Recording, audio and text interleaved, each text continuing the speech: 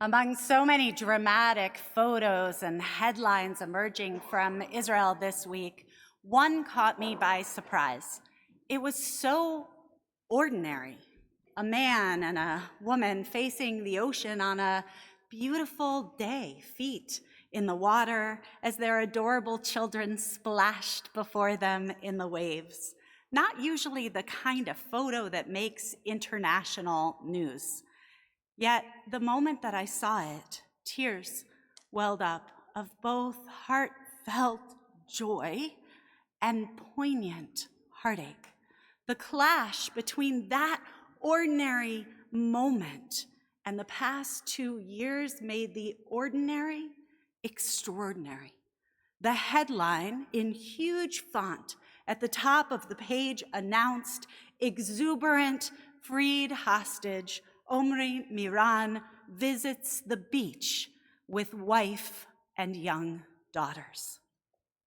How do we process this moment? So much joy and so much pain. Is this, as many commentators have written this week, finally October 8th? For years, the Jewish people has been stuck in October 7th, holding our breaths. Is today finally our Bereshit moment in more ways than one, a chance to build our new world, a world where we dare to hope for a better, safer future for Israelis, and a time when Palestinians might finally disavow the murderous depravity of Hamas and build for themselves a better future too? Or is it, as other commentators have argued, a return to October 6th? We may be feeling joyful now, this voice says, but don't be naive. Chaos and catastrophe are lurking just around the corner. Just look at what Hamas did moments after Israel withdrew, executing their own people in the public square. Even Bereshit, which begins with such glory and grace that the most repeated phrase is God's assessment, ki tov, it was good, stays that way only long enough for the first human beings to arrive on the scene. A cursory read of the rest of the book would make it seem like it's been pretty much all downhill from there.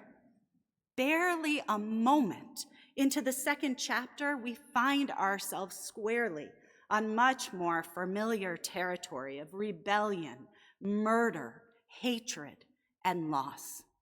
Which voice is correct? Each has solid support within our Jewish thought. From the beginning, the Torah reminds us that there is a fundamental gap between the world as God and as we would have wanted it to be and the world that actually is. And yet, Rabbi Lord Jonathan Sacks famously taught that to be a Jew is to be an agent of hope in a world serially threatened by despair.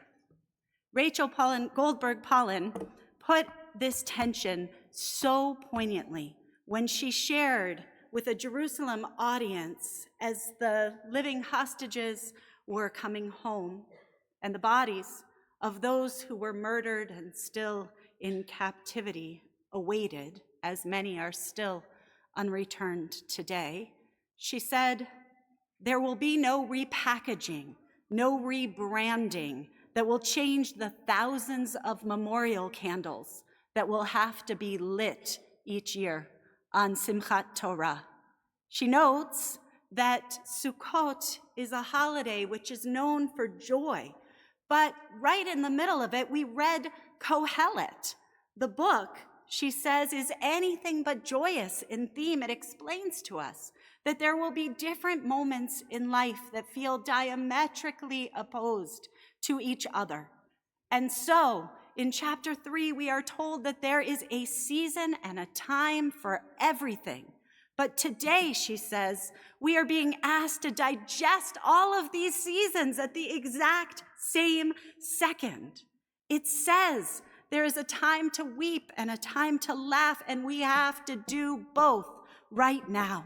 It says there is a time to tear and a time to heal, and we have to do both right now. It says there is a time to sob and a time to dance, and we have to do both right now. What does it mean to hold all of that, to carry all of that into our new beginning? Rabbi Lord Jonathan Sacks passed away in 2020. He didn't experience October 7th, but he did have a prescient teaching about the idea of October 6th versus October 8th. He taught, on the 6th day, God made the most fateful decision to create a being who, like God, had the capacity to create. Yet the ability to create goes hand in hand with the ability to destroy. The result is paradise lost. According to the sages, the entire drama took place on the 6th day. On that day, they were made, they were commanded about the tree, they transgressed the commandment and were sentenced to exile. In other words, the 6th is fraught with very real danger that we cannot ignore. But he continues to share a midrash about Adam and Eve, who, having never experienced the night, as sun sets, are afraid of the dark. So Rabbi Sacks continues, God showed the first human beings how to make light. He goes on to explain there is, in other words, a fundamental difference between the light of the first day and the light of the 8th day. The light of the first day was created by God. The light of the 8th day is what God taught us to create. What does that kind of light, the 8th day light, look like? Well, earlier this week, on the holiday of Shmini Atzeret, 2 visitors came to services who had not been here before. Our awesome usher, Rick Thau, graciously offered them an aliyah, and when they came up to the Torah, their accent was unmistakable. But being cautious, I asked them, "Where are you from?" "Israel," they replied. They went on to share that they were drawn to come and be with our congregation on that specific day in order to celebrate the return of the hostages that had happened just before. And they wanted to do that in community, because it was community who brought us all through. And they were celebrating especially one specific hostage, their neighbor, Alon Ohel.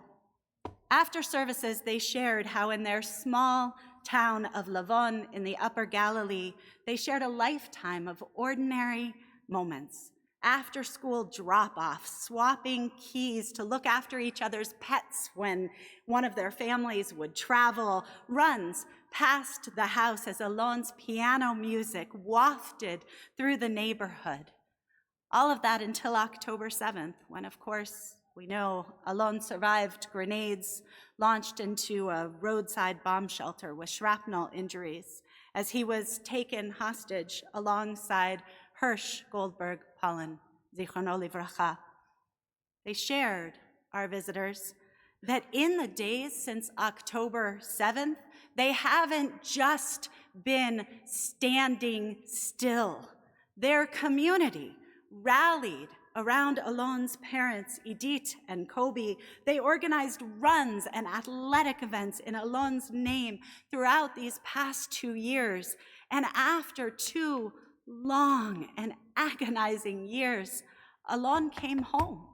And while they were far away from home in the States, they could not let that moment go unmarked.